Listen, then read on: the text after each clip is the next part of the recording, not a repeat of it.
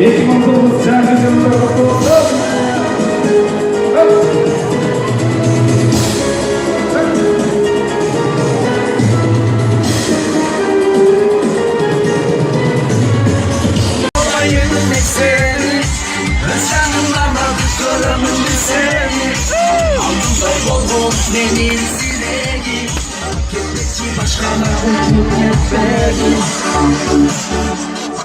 Ben senden canım bir surat Karasu şarı bayramlar men.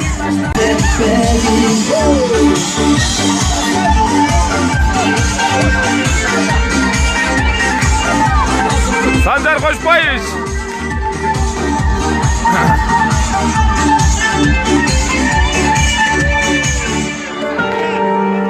Çok rahmat. Assalamu alaikum. Kirkeye жатқан жаңы жылыңыздармен.